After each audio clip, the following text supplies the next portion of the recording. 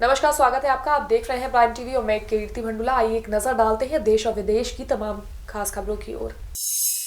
America में तूफान का कहर देखने को मिला। टेनेसी में आए भीषण तूफान में 25 लोगों की मौत हो गई, जबकि कई लोग घायल हो गए। इस तूफान में इमारतें ध्वस्त हो गई और बिजली के खंभे उखड़ गए। अधिकारियों ने बताया कि घरों के तूफान की चपेट में आने के बाद स्थानीय लोग अपनी जान बचाने के लिए भागे। हजारों लोगों के घरों में बिजली गुल हो गई। राष्ट्रीय मौसम विभाग की तरफ से ट्वीट किया गया, अपनी रक्षा कीजिए, ये बहुत ही खतरनाक तूफान है।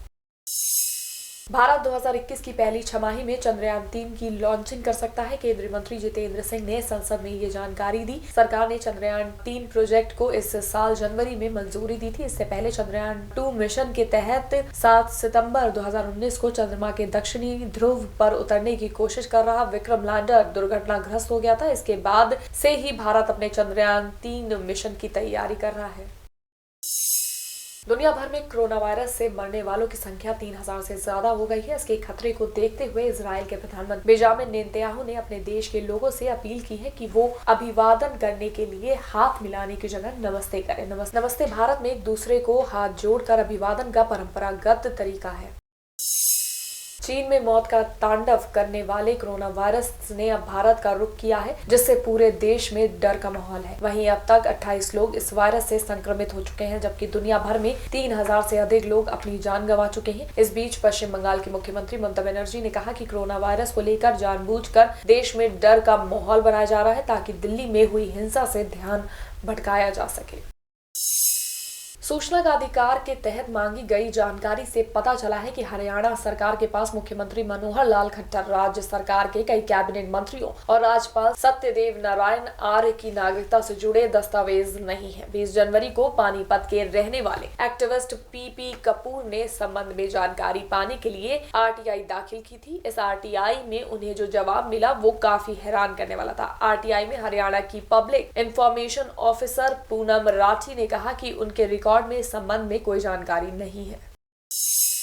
जेट एयरवेज के फाउंडर नरेश गोयल के खिलाफ प्रवर्तन निदेशालय ने मनी लॉन्ड्रिंग का नया केस दर्ज किया है। केंद्रीय जांच एजेंसी ने उन्हें हिरासत में लेकर लंबी पूछताछ की। इसके बाद एजेंसी की टीम गोयल को लेकर उनके मुंबई स्थित घर पहुंची। यहां तलाशी ली गई। ईडी जेट के 12 साल के वित्तीय लेन देन की जाँच कर रही है। फेमा केस में गोयल, उनकी पत्नी और बेटे से भी कई बार पूछताछ हो चुकी है। कांग्रेस नेता राहुल गांधी दिल्ली के हिंसा प्रभावित इलाके के दौरे पर पहुंचे। ब्रिजपुरी इलाके में जलाए गए स्कूल को देखने के बाद उन्होंने कहा, हिंसा से किसी का फायदा नहीं। जब देश की राजधानी में हिंसा होती है तो दुनिया भर में भारत की प्रतिष्ठा को ठेस पहुंचती है। यहाँ पर न सिर्फ स्कूल जलाया गया, हमारे देश के भाईचारे और प्यार को जलाया गया। इस प्रकार की हिंसा से हिंदुस्तान और भारत माता को नुकसान हुआ है।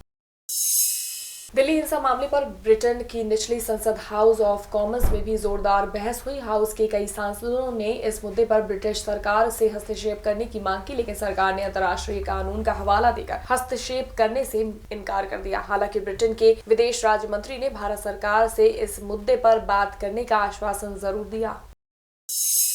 विदेश मंत्रालय के प्रथम सचिव विमर्श आर्यन ने स्विट्जरलैंड के जिनेवा में संयुक्त राष्ट्र मानवाधिकार परिषद के 43वें सत्र में पाकिस्तान के बयान का जवाब देने के लिए भारत के प्रतिक्रिया का अधिकार का प्रयोग किया। विमर्श आर्यन ने कहा कि जम्मू कश्मीर भारत का अभिन्न अंग रहा है और आगे भी रहेगा और पाकिस्तान को इसका लालच खत्म करना चाहिए। अमेरिकी मीडिया टाइकून माइकल ब्लूमबर्ग ने सुपर ट्यूसडे में जबरदस्त हार के बाद कहा कि वो डेमोक्रेटिक पार्टी की ओर से राष्ट्रपति पद के उम्मीदवार की दावेदारी की दौड़ से हट रहे हैं और इसके साथ ही उन्होंने बाइडेन के समर्थन का ऐलान किया। ब्लूमबर्ग ने बयान जारी कर कहा, 3 महीने पहले मैं डोनाल्ड ट्रंप को हराने के लिए राष्ट्रपति पद के दावेदारी की दौड़ में शामिल हुआ। आज मैं डोनाल्ड ट्रंप को हराने के लिए ही इस दौड़ से हट रहा हूँ।